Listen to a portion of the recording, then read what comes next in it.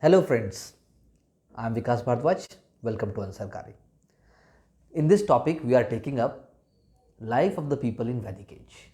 In our previous topic, we have discussed how and from where Aryans came to India and how they went on to understand things, and they went on to make a difference to life and culture. When we are talking about Aryans in India, then another category of people who are indigenous and who were inhabitants, they were given the name of Dasas and Dasyus. Das and Dasyu. You can say that initially they were not completely subordinated, but because they were in conflict with Aryans in terms of resources and also in terms of power, they will be subordinated. And most importantly, they were speaking different language from that of Aryans. That is why, because of superior technology, that most importantly the use of horse, because horses were introduced in this time period, and also use of iron in a more efficient manner, because iron was also introduced in this period, it was discovered in this period. In Indus Valley civilization, we do not find iron. All other metals are there. Gold is also there, silver is also there, but iron is not there. So this is going to make a lot of difference when we are talking about how Dasa and Dasyus were subjugated or subordinated, or you can say they will be becoming lower in hierarchy when we talk about society. Society in general will be divided into four parts, or you can say there will be four divisions of society. According to Aryans, there will be the topmost level of Brahmins, those who are conducting rituals, those who are messengers of God on earth, because along with fire, Brahmins were also seen as messenger of God on earth, and fire obviously is acting as a messenger. Whatever rituals are being conducted, he is the messenger or she is the messenger. We find very less evidences as such of female being Brahmins or conducting rituals. We cannot say that completely it was not there. So there is Brahmin, there is Kshatriya, the warrior class, the one who is going to rule, the one who is going to have power in their hands, but then they will be equally powerful like Brahmins, but through periods, you can say Brahmins in the name of religion will become much more powerful, and they will be conducting lot of activities, because they were not only conducting rituals, but they will be also part of administration, in the sense that their legitimacy was very important, that who would be the ruling king, because they are going to legitimize it, that yes, God is agree that you should become the king. Similarly is the case with Vaishyas. So third division was that of Vaishyas, that is the business class, which is involved into mercantile activities, into all different kind of carpentry and different occupations of service class and also business class. And the lowest class will be that of Shudras, or you can say another term is there, Malecha.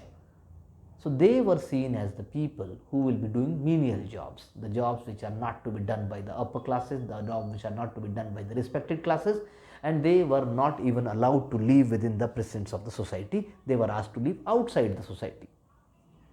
And you can say this discrimination can be perpetuated with the time to come, and which is going to create huge discriminations in the society, and definitely it was a strong evil which must not have occurred in the first place, and definitely if it was there, then it should have been eliminated in the time to come. Unfortunately, it didn't happen, and caste system along with it discrimination became part of Indian social culture.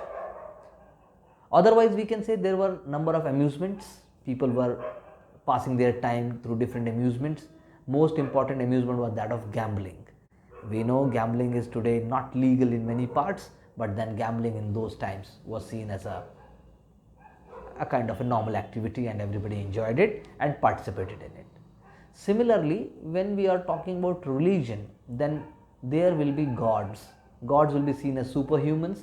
Now this is for the first time, you can say there will be personification of gods. So for example, rain god Lord Indra, he will be seen as a kind of a person having certain attributes.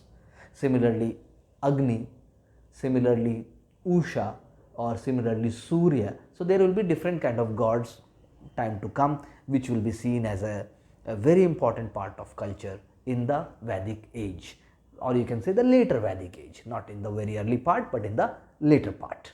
So here gods will be seen as the one who should be worshipped, who should be given due respect, so that they keep on giving their prosperity and also their blessings. And most importantly, they must not get annoyed, because if gods get annoyed, people believe that they will be facing misery and also disastrous consequences. So do you see some element of superstition and also some element of a kind of blind faith? But then that is how the societal beliefs were emerging. There was important role to be played by Vedic texts.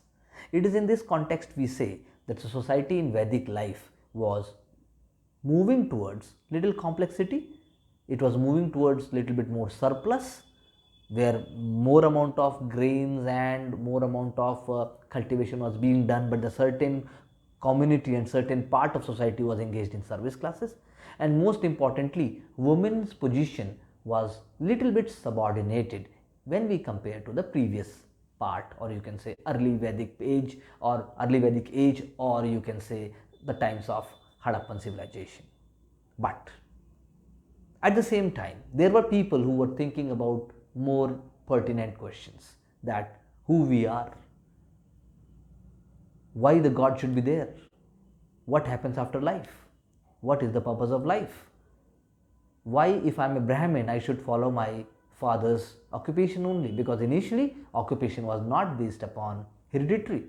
Everybody was allowed to take the occupation what they wanted, but slowly by slowly it became hereditary, which went on to make your position fixed, and you can say that rigidity in the society started increasing, which is definitely not a very good sign in terms of in today's times we can say democratic ideas or rational ideas.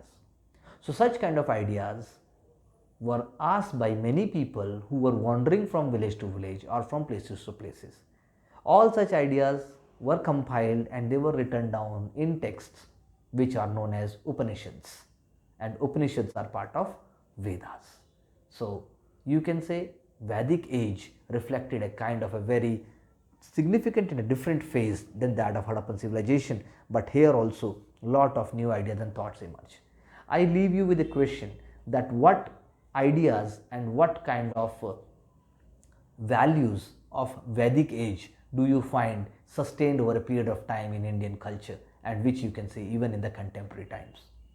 Kindly get back with your answers and your comment and feedback.